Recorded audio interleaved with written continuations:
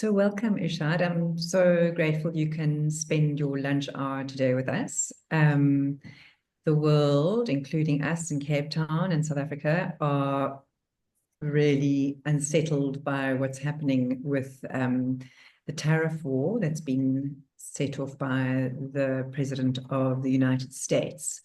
So I'm not going to keep us, but I'd also just want to introduce you to our audience. Irshaad Kathrada is the CEO of the Localisation Support Fund, which is a new, well, not so new, 3-year-old organization. It's a public benefit organization focused on developing industrial opportunities in South Africa. And previously, Irshaad served as a special advisor to the South African government minister responsible for trade and industry, and has nearly a decade of investment banking experience with JPMorgan in New York and London. So, Irshaad, thank you very much, and thank you for holding this very important space in South Africa at this time of our economic development. So I would like to kick off with you telling us the very basics of the tariffs and the tariff, what they are and what's happening right now. Amazing. Well, thank you so much, Jackie, and thanks for having me, as you say, for what is really an important conversation. And I think one which really does require us to delve in a little bit and better understand what this means for the global economy, what it means for trade, and what it means for development in countries like South Africa. So it's interesting. I mean, we're not the only ones asking the questions, what do tariffs mean for us and for our country? I was having a look at Google Trends, where you can have a look at sort of Google search history over its lifespan, and it goes back to 2004. And searches for tariffs are absolutely off the charts. It's 10 times higher than it's ever been in the history of Google, which is quite phenomenal. So it's a relatively new experience for us, and we're going through potentially a complete shift in the way we've managed the global economy. So let me start with some of the basics, and happy to delve into any of the kind of the key areas. Maybe just starting off with what is a tariff, and how are they implemented, and who asks for them. So tariffs are effectively a tax, and they're a tax on imports.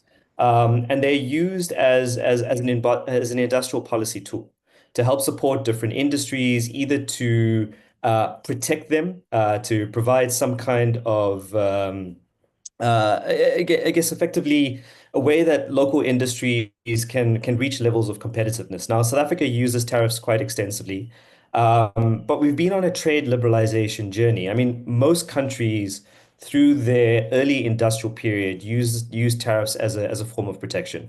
So back in the early stages of the Industrial Revolution, the United States, the UK, France, the kind of the key industrial powers of that era applied tariffs of up to 60%. So that would mean that any good coming into their country, there'd be effectively a 60% tax. That tax is paid by the importer. And I think that's one of the key things that needs to be understood. And it's one of the miscommunications, and perhaps, if you're a bit cynical, lies that's been told by the Trump administration as to who would effectively pay these tariffs. Tariffs are paid by the importers, and in effect, they become a tax on the citizenry, either on businesses in a particular country, or on the consumers, to the extent that those businesses can pass those tariffs on. But starting in the post-Second World War era, there was sort of a negotiation and an agreement amongst countries around the world that we need to start reducing tariffs. The tariffs aren't really good for global integration. And a lack of global integration was seen as one of the key reasons why the world went to war in the First World War and in the Second World War. And that by creating greater levels of connectivity between countries, not only do we promote economic growth, but we can reduce some of those barriers and to global cooperation. And so the world started liberalizing tariffs massively, reducing them over time. That started in the Second World War, but it accelerated after 1994, not just because South Africa entered into the global economy post-apartheid, but also there was this agreement called the World Trade Organization, which said that we need to all start reducing tariffs. And so in South Africa, we went on a journey from about average tariffs of about 30% in 1984 to about 20% just after the apartheid period, to about 6% where we are today. And this has really helped to support kind of the increase in trade around the world, because it's made it much easier. And I think trade is seen as a really important driver of economic development, especially for lower income countries. In fact, there's a great literature on what they call catch-up growth and the way in which countries like South Africa and others around the world have been able to enter into global value chains. And that's allowed them to, lift people out of poverty and to improve living standards around the world. And so I think it's a really important thing that we need to kind of keep in mind. And so the shift that we're seeing coming out of the United States as a starting point, and that might now kind of create this proliferation around the world, might really change and upend a period of global trade that we've had that has really supported development in a way that we haven't had over much of human history. So this is really a critical and a very interesting period for us. Yeah, so I'm happy to jump into any other areas, but hopefully that gives you a good sense of where we are. No, that's great. I think for us, so many of us who aren't economists, this is a really good experience to also just learn more about global trade and localization. But so why has the USA administration gone on this war with other countries who are manufacturing so many goods that they do import? Because it's a great question. So there's been a period where, the United States was the manufacturing powerhouse in the 1960s and 70s. As trade liberalization started to take root, and as the United States business, as US businesses realized that they could offshore some of their productions to other parts of the world, they did so. And initially that came with huge growth in the US because they were able to take various tasks that most Americans didn't want to do, that could be done cheaper and more effectively abroad, and offshore them and then import the goods back into the country. But there's been a sense in the United States over time that they've lost place in the world. Certainly, manufacturing has declined in the United States, and it's not just a US phenomenon. Manufacturing as a share of employment and of GDP has declined around the world. Not to say that manufacturing has become less important, but it's that there have been other areas of the economy that have grown much faster. The service economy, the information economy. We didn't have the internet back in 1994, and of course, the internet has created all sorts of opportunities to generate wealth and opportunity for individuals. But the US economy has gone through a bit of a malaise over the last period of time. In particular, um, there's been a lack of wage growth, and we see it now with, house prices increasing, the cost of healthcare, the cost of education. There's a sense that there's something wrong in the US economy. And so I think, the Trump administration coming in have wanted to make big, bold plays as to how they could address the US economy.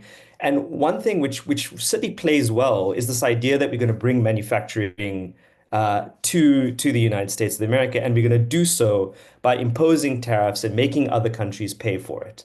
So there have been two stated reasons as to why we want to introduce tariffs in the United States, or why the US president wants to do so. The first is we want to bring local manufacturing back. We want to address some of the competitive imbalance. We want to make manufacturing in America much more competitive. The second is that you want to raise revenue.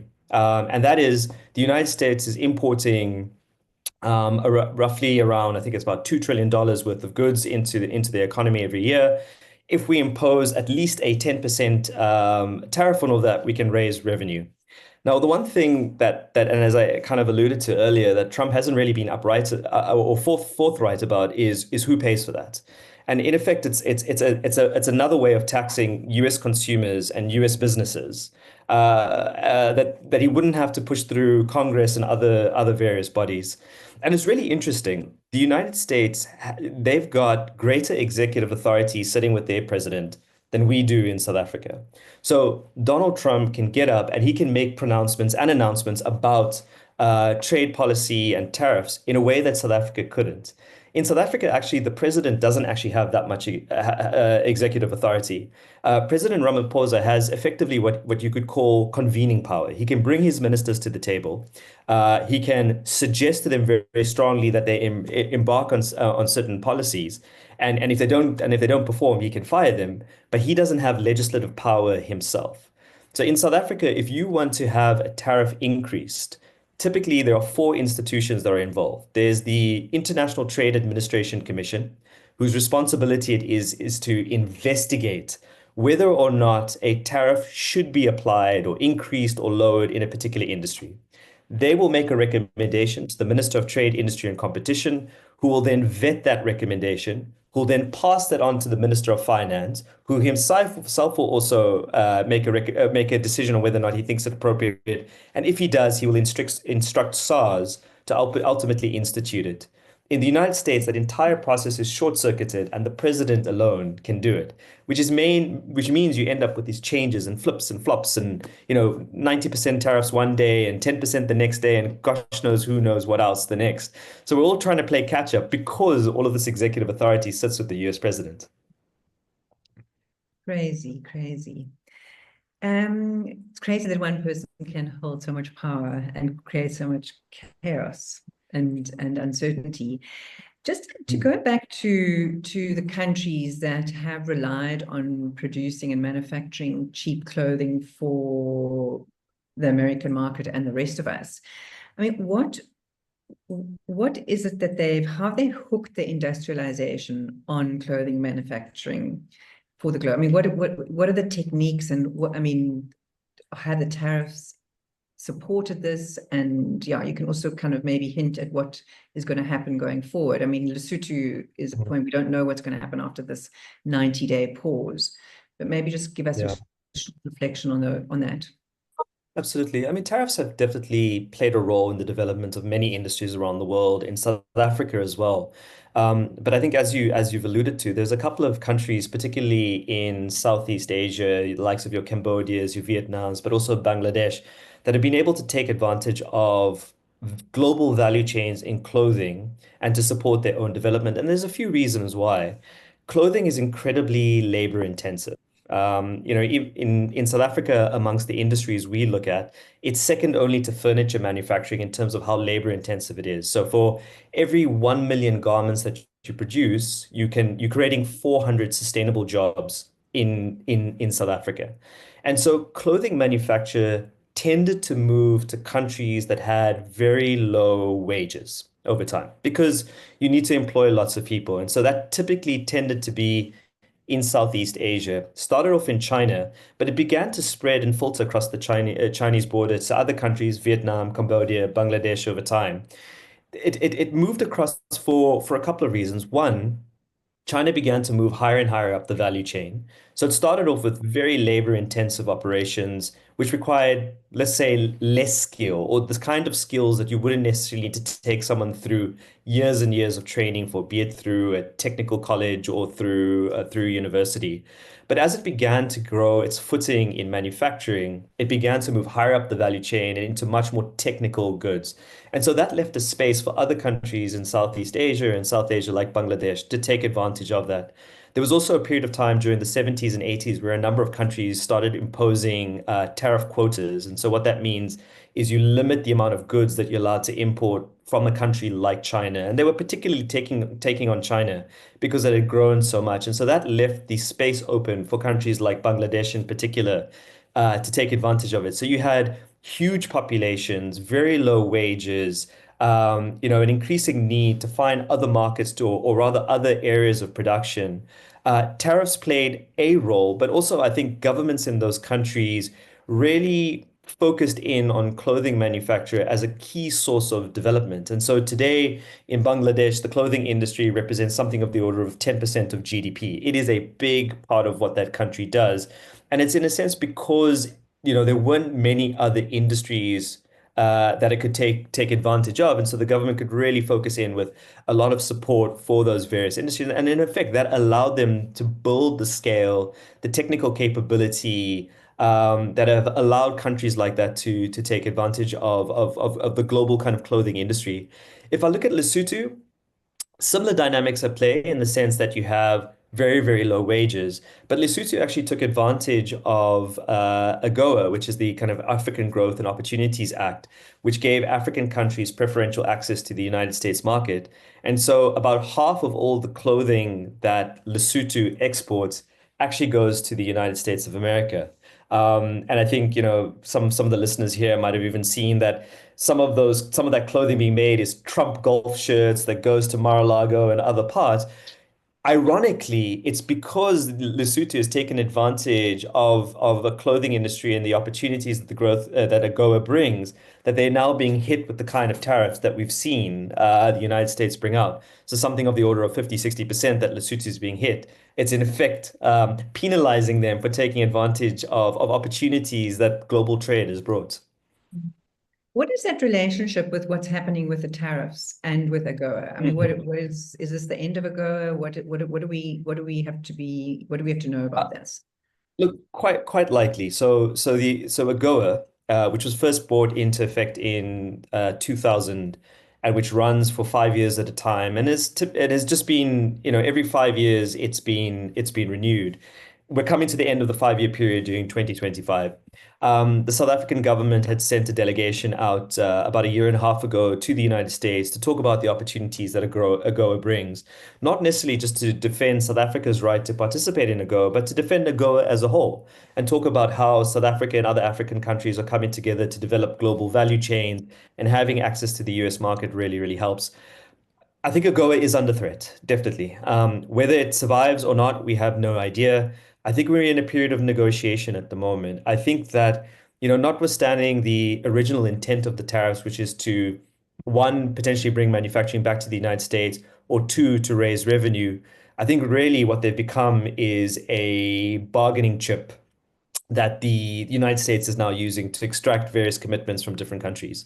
And so I would imagine part of AGOA's ability to survive this is going to be how well, what kind of offer the African countries can put on the table. And I imagine if you, the United States, you're trying to play each African country against each other to see who comes to the table with a better offer. And so I do think it's under threat.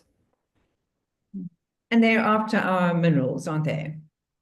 Generally Yeah, speaking. absolutely. And so in the case of South Africa, I mean, we export, something of the order of about, I think it's $5 billion to the United States, so about 100 billion rand or thereabouts.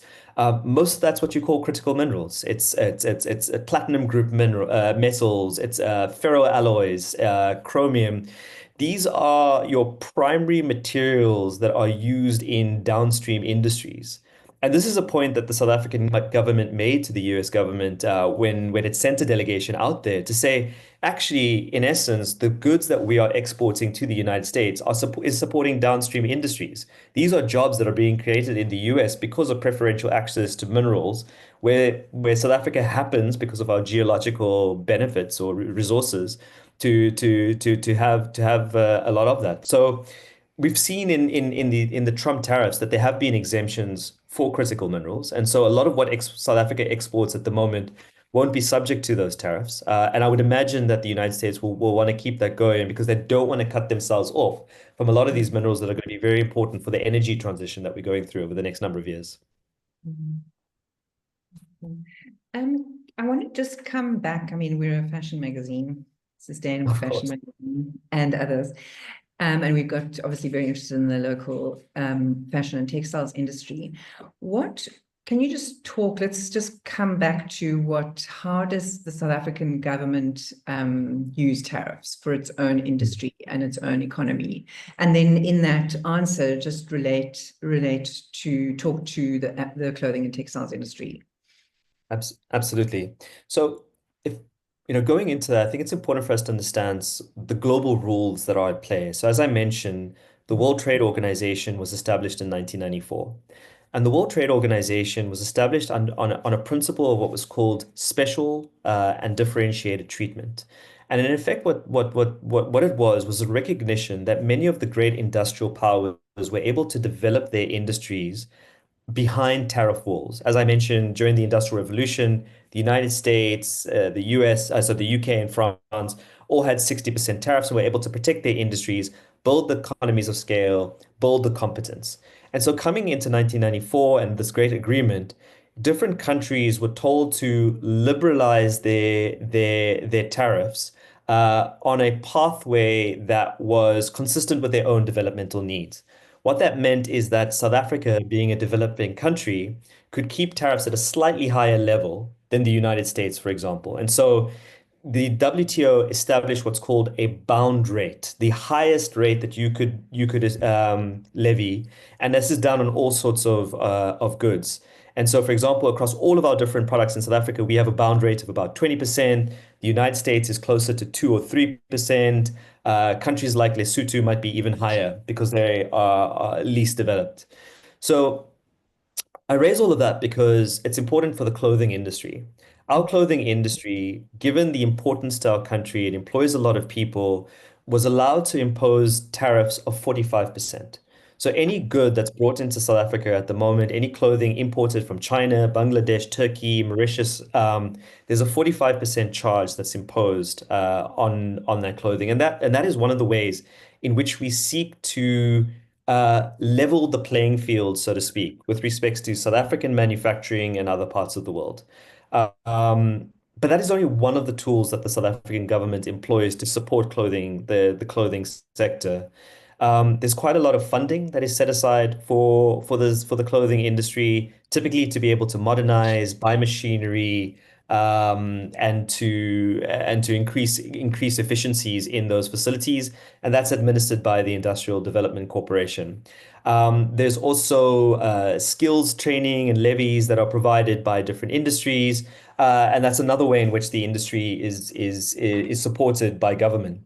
But probably, one of the most profound ways in which government has tried to get together with the clothing industry over the last number of ways is through what has become known as the Clothing, Textile, Footwear, Leather Master Plan, which was signed in around about 2019. So we're going on, yeah, just over 5 years. And this was actually quite a landmark agreement that was struck in South Africa. South Africa had a thriving clothing industry during the 80s and the early parts of the 90s. But as I mentioned, with the signing of the WTO and this trade liberalization pathway that we've gone on, we've had to slowly start reducing tariffs around across different products, and clothing being one of them. At the same time, you've had the rise of manufacturing coming out of East Asia and China and other parts of the world, which has basically, led to a situation where South Africa is facing increased competition from imports. This meant that we lost a lot of our competitive and a lot of competitiveness, and a lot of clothing moved overseas. But there's some fundamentals that appear to be changing in the clothing industry, and in part because that pattern that a lot of retailers in South Africa were able to follow, where they would look to trends that were emerging in the Northern Hemisphere, place their orders in China, and 6 months later have it on the shelves here in South Africa. That doesn't seem to be working, and it's not working for two reasons. One, South Africa is starting to develop its own styles of fashion, which are unique and very different to what might be prevailing in the Northern Hemisphere or in other markets. That means that just following what happens in the Northern Hemisphere doesn't necessarily work in South Africa. What it also means is that you as a retailer, you risk buying a whole range of different products, putting it on your shelves, and it not selling. And then you having to write down that inventory. And so you need a much quicker response model to your customers. And so this quick response model has been now trialed by a number of retailers in South Africa with increasing levels of success. And we start to see a number of South African retailers walk this journey from very low levels of localization. The Fashini Group is one where, about 5, 6 years ago, they were sitting at about 20, 25% local content or local manufacturing. They've now moved to closer to 50, 60%. And that's in part because they realize that being close, having that final step in the clothing manufacturing value chain, having it closer to the customer, is much better for their business. The other thing that's happened is that global supply chains have become a lot more complicated. And so the lead times getting a good out of China to South Africa have increased. It was exacerbated during the COVID period. So now it can take you where it could take 3 months from the time you place an order to having a good on shelf, it can take you 8, 9 months or even longer. And so that also means that, manufacturers have to, or rather retailers have to come closer to shore. So recognizing that this trend was happening, the government brought various stakeholders together from across the value chain, from the retail, the manufacturing, the labor side, and say there is an opportunity, but we need to make this work in a particular way. what can each part of the value chain do? And so retailers have made commitments to increase local sourcing, but manufacturers have had to make commitments to increased investment in efficiency and greening of their supply chains and their value chains so that retailers can meet various commitments that they've made to their own customers.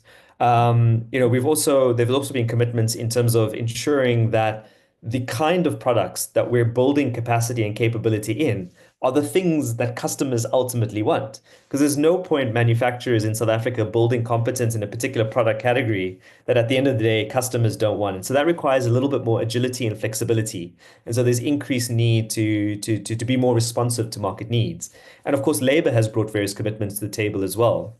And so one of the things that the South African government did was looking at, does it make sense in the current trade regime to have all of these various tariffs? It might make sense to protect certain parts of what you call your cut, make, and trim, your apparel manufacturers, but do we still have the capability and capacity to produce the textiles that are being used? And so one of the things the government did was they introduced this rebate facility that allows you, as an importer of textiles, if you can show that there's no local capacity for that, you can get a refund on the duty that you pay. And thus far, over the last 5 years since that was implemented, about 100 million garments or more have been produced in South Africa on using rebates. What that meant is it's much cheaper manufacturing and it's much cheaper for the customer at the end of the day. We still want to protect some of the tariffs and this some of the clothing industry. And this is where tariffs are, the debate around tariffs are incredibly important. So when I was a special advisor in the Minister of Trade, Industry and Competition, I mean, one of my jobs was to review all of the various recommendations on tariffs coming through. And you've got a balancing act that's required. On the one hand, there's an opportunity to protect a part of the industry and value chain and protect jobs and hopefully to grow it by introducing tariffs that can level the playing field. On the other hand, you got to be mindful of what the cost implications are going to be down the value chain and ultimately to customers. And as a result, so in South Africa, we do end up paying a little bit more for clothing than we might have done without the tariffs. But the grand bargain that we've made in society is that we'll pay a little bit more, but in exchange, we're getting 100,000 jobs in the clothing industry. 100,000 jobs that is, from a gender point of view, mostly skewed towards women. 67% of the people working in clothing manufacturing in South Africa are women. And this is one of the few areas in manufacturing where you have that gender skew. And so from a policy perspective, it's a really important industry for us to try and protect, including the fact that it's concentrated in centers of the country. Let me pause there. Yeah. Do you think that, I mean, I think people, South Africans, as you know, are so price sensitive. I think there's still a lot of money being spent on the cheap imports. I mean, it still boggles my mind that clothing can be reduced so cheaply that we can buy, cheap, 50 Rand, spend 50 Rand on a t-shirt, and that is an imported t-shirt. I mean, I don't know if you've got any thoughts to say, like, how is that possible? Because, I mean, we know what it takes to make an item of clothing. So, I mean, that's the one question I wanted to ask you.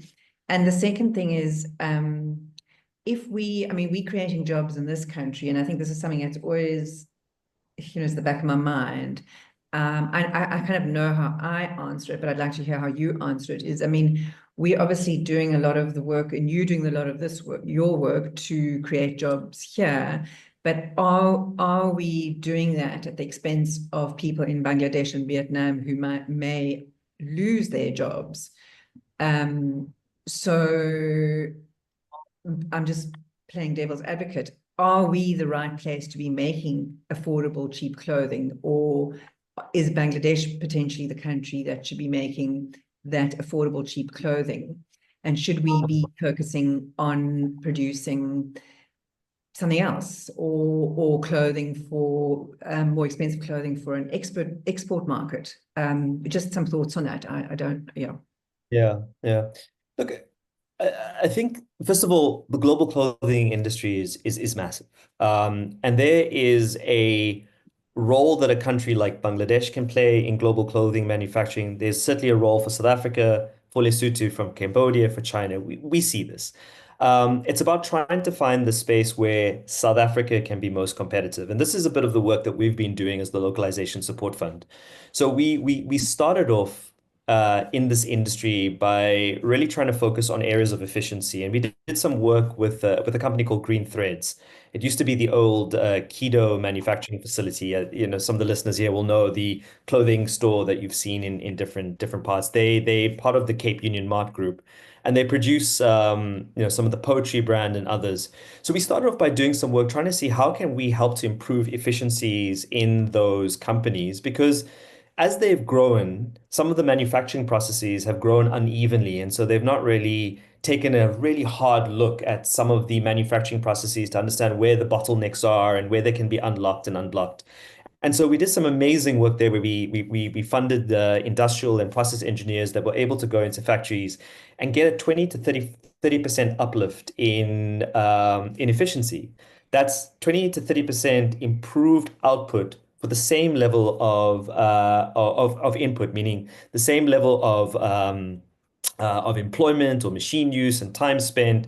What that does is it can make South African clothing a lot cheaper. And so there is a role that there is for that. But the second thing we've now started doing is working very closely with the retailers, and we're doing a sort of a 3 to 4 phase project, which we started mid last year, where we said, look, for South African clothing to work, we've got to respond to the needs of the customer. And the only way we can know what the customer wants is by working very closely with the retailers. So we sat down with some of South Africa's largest retailers, the likes of your TFGs, Mr. Price, Woolies Clothing, etc., Pick and Pay Clothing, to better understand, based on where they see consumer trends going, what would they want to try and localize? And remember, there is a business case for localization. Yes, you can get some of your goods from Bangladesh, but you can't get everything. Some of it needs to be on this quick response model where you have a grouping of manufacturers in South Africa that are able to produce the kind of things that ultimately customers want to see, recognizing that there's a changing need. And so from that, we've been able to identify 32 product categories across more than 75 million garments that local retailers would want to try and localize by the end of this decade. That's within the next 5 years. Now, that doesn't mean all of that gets localized, but there's a good probability that we can if we can get this right. And just to remind us, if 1 million garments is 400 jobs, 75 million garments is about 30,000 jobs that we can create in South Africa if we can get this right just in the clothing industry. And so the next step of the project was then saying, fine, we now know what the retailers want. Where's the local manufacturing capacity? So we sent out a call to action and a survey to South African manufacturers to understand who has the capacity to do what are the challenges that they're facing, what are the gaps, what is the work that they need. And we've largely come to the end of that project. We had more than 200 manufacturers responding to us, representing a large part of the South African manufacturing ecosystem, to give us a good sense of what they can do and what their challenges are. The third step, and this is the now step that we're moving into, is to try and effectively play that matchmaking role between the retailers and the manufacturers. And as the Localization Support Fund, we're there to then try and support local manufacturers, bridge whatever gaps there might be from a spec, quality, fashion, price perspective, which is something I'm really excited for, because the one thing I think we're going to need in the clothing industry is a little bit of a enterprise and supply development program where we can work closely with retailers to better understand their needs, and through that provide the not only the insight and the communication but the technical support to manufacturers so that they can walk this journey. Coming back to your point, South African consumers are price sensitive, and we have to recognize that. I think that an industrial policy for any sector that forgets the fact that most South Africans are living hand to mouth and with very constrained resources will unfortunately not be scalable and sustainable. And so competitiveness and price has to play a role, but we also have to find those niches where South Africa can build the economies of scale, reach the levels of innovation that can make us competitive with other countries. And I think in that, we'll certainly begin to find the place for South African manufacturing that can support both the demand in the local market, but can potentially support some of the demand that we have across the African continent. We're on this journey, and we have the African Continental Free Trade Area that was established over the last 5 years, which is effectively saying we want to knit together the African continent in a much more cohesive way than we've done previously. Intra-African trade is really tiny at the moment. Just to give you some figures, for every 100 rands worth of $100 worth of goods that an African country imports, only 13% of that comes from other African countries. If I put that in context with the EU, it's 70%, meaning for every $100 that the EU country imports, 70% of it comes from another EU country. Even in Latin America, which is the next worst after Africa, they're closer to 50%. So Africa is really far off the rest of the world. Now, it's both a problem and an opportunity. The opportunity is this greater scope to grow, but it means that South African clothing manufacturers and Lesotho's and Mauritius and Ethiopia's, there's a role for all of us to play in being able to dip into different value chains and create competencies in different goods. So clothing retail will grow. There is a role for South Africa, there's a role for Bangladesh. I mean, touching on, some of the imports we have from the likes of your Sheins and Temu's, I think part of why we've seen such a growth in that part of the market is because they're coming in much, much cheaper. And it's really, really hard for South African manufacturers certainly to compete. Part of that competition was a little bit unfair. So because of the size and the value of a lot of those parcels, they were previously not subject to the customs duties that like other clothing manufacturing is. And so up until November last year, Temu wasn't subject to the 45% import get. That's now been changed. Yeah. And so I think that will level the playing field. But there have been allegations, and again, it's not I have no idea on this about whether or not the full cost is coming through. Irshaad, do you have any data on what that tariff has done to the import of Shein Temu? Yeah. The answer is, look, it's still emerging. We're doing some work as the Localization Support Fund to better understand it. And we have a study which is ongoing now to understand the impact of some of the duties, but also the impact of e-commerce and Shein and Temu in particular on the South African retail sector. So we'll hope to make some of that available in the next couple of months, but it's still emerging what some of the impact is. What I can say is that it's growing significantly. Already, e-commerce represents about 10% of clothing retail in South Africa. And of that, it appears that Shein and Temu have been able to garner about a 30% market share. So Wow. it's quite considerable. And I think it's something that retailers, but also policymakers are waking up to better understand. Great, it might mean cheaper clothes for South African consumers, but what does it mean for jobs and other ecosystems?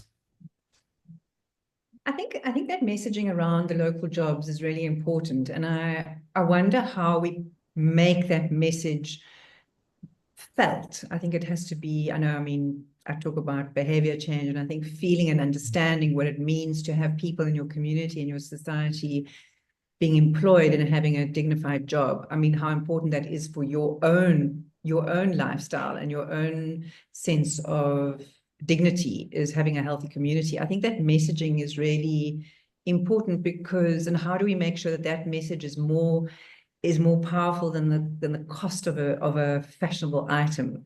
And Mhm. what's more important? It's Yeah, no, I think you raise a really good question, and I mean I love some of the work that you've done as Twig to kind of just better socialize an understanding of the implications of people's buying behaviors and how that impacts on our economy. It's something that we're trying to do as the Localization Support Fund. One of the reasons why we focused on manufacturing as a fund is because manufacturing has some of the greatest multipliers in the economy. And by that I mean for every one manufacturing job you create five other jobs throughout the economy. And that can be in the manufacturing value chain, either up or downstream, but in services and retail and other related industries. That's much higher than any other part of the economy. And so if, I was talking about that 75 million garments that could produce 30,000 jobs in clothing, that could mean 150,000 jobs throughout the economy. And that's 150,000 jobs that are now people that are able to better support their families, that are able to contribute in other ways to the economy, to build our tax base. These things are very much interrelated and connected. And I think it's incredibly important that we all understand that. Is the thinking that those 75 million items will replace imported clothing, or will they be in addition to? Because obviously I'm concerned with the bulk and the volume of clothes produced and what that means for the environment as well. I mean, I don't think we want to drive more clothing necessarily, but the idea of replacing what is imported and creating jobs locally is what's so attractive to the work that you do and the work that we also promote. Yeah. Yeah, what do you respond to that? How do you respond Yeah, to that? so it's largely imports. It's based off products which the retailers already see that they are selling well and where they're procuring that from at the moment. So it's largely imports. In some cases, there are new product categories that I could say are emerging. If you think about it, most of us have changed our fashion in the wake of COVID. I know certainly for myself, I don't wear a suit and tie as much as I used to, and that seems to be the case for much of my colleagues. And so there've been an increase in denims and relaxed wear and athleisure. So there's some product categories that are growing a little bit more, but as a whole, it is imports. And maybe look, I think your point that you raise around the environmental sustainability of clothing and the impact that it has on water systems and carbon emissions is incredibly important. And we're doing work with the South African clothing industry on that journey. One is, some of the boilers that might be used in manufacturing facilities to wash and prepare the clothing. A lot of that is powered by coal or wood pellets. We're now looking at ways with some of the banks of how we can help some of the clothing manufacturers to bring in solar in ways that would without constraining their own balance sheets. Because that's one of the big things that a lot of the manufacturers struggle with is just having the capital to invest in solar. But if the banks can support them in this journey, so it's a little bit of work that we're doing to help green the industry to reduce the footprint. And then, of course, there's also all the jobs that can possibly be created in what happens to afterlife of clothing, the sorting, the collecting, I mean, I know that it's hard to think of how that makes money and revenue, but it is potentially jobs that can be created out of a different kind of tax, which, I think the EPR conversation is heating up in this space as well. Irshaad, we don't have much more Yeah. time. I think you've spoken a lot and you've covered a lot of the questions that we haven't got to, which is fantastic. Is there anything else you'd like to say about other techniques that you can think of or that you implement or that government is thinking about to grow local manufacturing of clothing, specifically clothing and textiles? And then I've got one more question. I'm going to ask you now if you can get to it. I mean, we've spoken about clothing, but obviously the textiles industry is in a very difficult state. The mills are closing, the mills at Oryx, it's limited kind of what they can offer. But yeah, those are just my two last questions. And then we can open to the floor for the last few minutes. Absolutely. I mean, let me start with your last question, the textiles part. You're absolutely right. I mean, South Africa had phenomenal capacity in textile manufacturing for a large number of years. I mean, many of it built up in the 80s, sustained through the 90s, and sadly, lost through the last couple of decades. All of that capacity is there still and can potentially be leveraged for some of the new textile opportunities that are emerging. So there's two that we've begun working on in South Africa. The one is on wool. Wool is an old industry in South Africa. We produce a lot. We export a lot of raw, greasy wool at the moment. Most of it's processed in China. But there are a couple of new trends that are emerging. One, because of what you've raised about sustainability, there is a shift away from synthetic materials, which are largely produced using fossil fuels and petroleum, to natural fibers again. And so that is growing some of the demand for wool. And so there's a nascent opportunity to repurpose some of the textile manufacturing capability that we have in South Africa, and at least in the starting point, try to produce some niche runs of woolen materials. The other area where we're beginning to do some work in South Africa is on the hemp value chain. And a lot has been said about the opportunities for hemp in South Africa. I think as South Africa, we've become quite enthused and we're good at being very enthused on the big ticket opportunities. What we're trying to do as the Localization Support Fund is to now say, great, we know where we want to go, but what what are some of the unit economics? And let us understand what are some of the machinery we need to bring in? What capability do we have in South Africa? Where are we growing hemp? What are some of the technicalities around taking hemp fibers and turning it into fibers rather, and turning it into the kind of long fibers that can be spun as a replacement for cotton? And some of the retailers have actually have come to us and said, look, this is something they're interested in for two reasons. One, most of the cotton being used in South Africa is imported. And if you can replace it with hemp fibers, there's an opportunity to create much better supply chain resilience. But two, hemp has much lower water use and has a much lower environmental footprint than cotton does. And so some of the net zero and other commitments that retailers have made can be achieved through switching from cottons to hemps. And so we're looking at this work. So what that means is there is some of that capacity that can be leveraged in different ways. So I feel cautiously optimistic that there will be parts of the textile value chain that we can begin to focus on and bring back to South Africa, or at least reinvigorate within South Africa. I think there'll be some textiles that we will probably not be able to build competency in.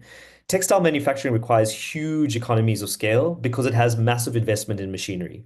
And so, in a sense, as a country, you've got to choose which way you go. And this brings me to you asked kind of what other tools are we trying to bring to the industry? And one of the big things, and this is what the master plan was trying to achieve, is we need better collaboration in a country and an economy the size of South Africa. We don't have the scale of a China or an India or the United States of America. If we're going to build the economies of scale and competencies in any particular value chain, that means there has to be an approach where we bring everyone to the table and we begin to decide where we can move forward. And what we're trying to do as the Localization Support Fund is to bring the insights, the data, the understanding of where we can be competitive. Where do we have a right to win as South Africa? And that's something that's sort of hardwired into our DNA as an organization. And we sort of learned this through some of the successes and failures of the master plans. And, a lot has been said about what the master plans are and what they're not. But at its core, they're just platforms for collaboration. What is it that we can do as an industry that can help us move forward? And different industries have better levels of alignment than others. I can actually say within the clothing industry in South Africa, we've got a lot more alignment of purpose across retail, manufacturing, and labor than we do in other sectors of the economy. And as a result, there's a real opportunity for us to drive an industry that is inclusive, but also one that is able to provide the goods that customers want and at a price point that customers can afford.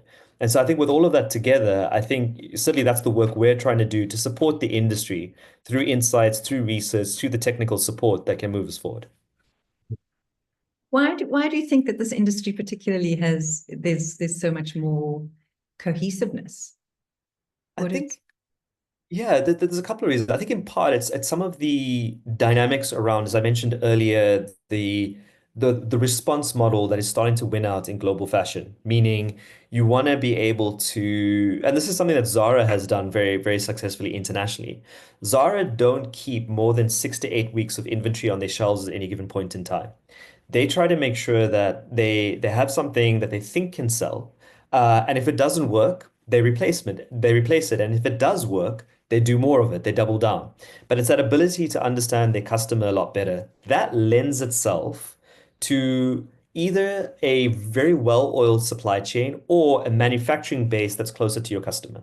And in the case of South Africa, we're leveraging the fact that we already have all of this capacity. Let's just mobilize it effectively so that we can provide the customers what they want, what consumers want. And so that creates that alignment between the retailers and the manufacturers.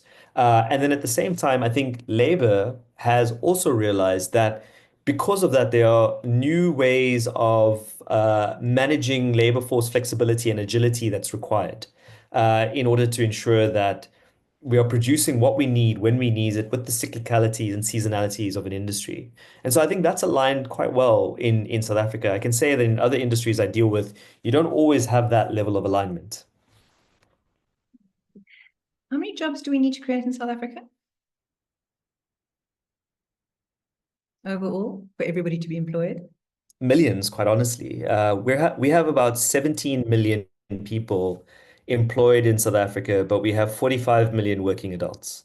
In other parts of the world, that ratio is much, much higher. So we're talking 17 out of 45, that's about around about 30%. We need to get that number much closer to 50%. We need 50% of our working adults employed to be much more on par with economies of our size and developmental journey.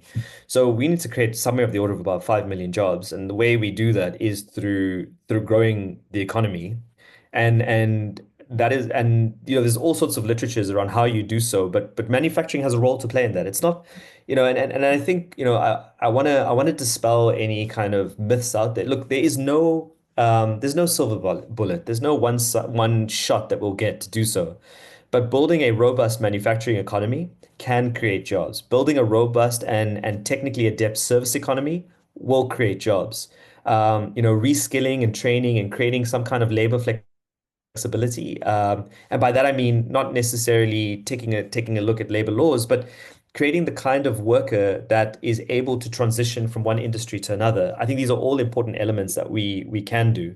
We lost a lot of ground, both in the wake of the last financial crisis and in the COVID crisis as well. South Africa hasn't kind of recovered the jobs that we were on track to have. In fact, we're probably about 1 million jobs below where we would have been otherwise had we not had the COVID crisis. So we still need to recover about 1 million COVID jobs before we can even look in other areas. So there's a lot of work to be done for sure. Well, Irshaad, thank you so much for the work that you're doing, that you and all your colleagues, and I know the master plan has been quite a vigorous one, and people are quite, the industry is very committed to it. So that really is very encouraging. I don't think there are any questions. So unless somebody wants to ask one now, but yeah, we here to support as well. We're very obviously watching a close eye on the industry, and more so through the creative economy, because I think that does what you said earlier. It creates a kind of a desire to wear Afrocentric clothes that are context relevant, that reflect people's cultures and where they're from and where they feel happy. So yeah, that's what we are very interested in, and obviously getting people to buy local. So thank you so much. Yeah. It was really great and to hear from you, and also you've got such a wide and deep knowledge about not only the clothing industry but manufacturing across the country. So thank you. Oh, thank you. It's been really great to chat to you, and yeah, look forward to engaging with you further in this journey.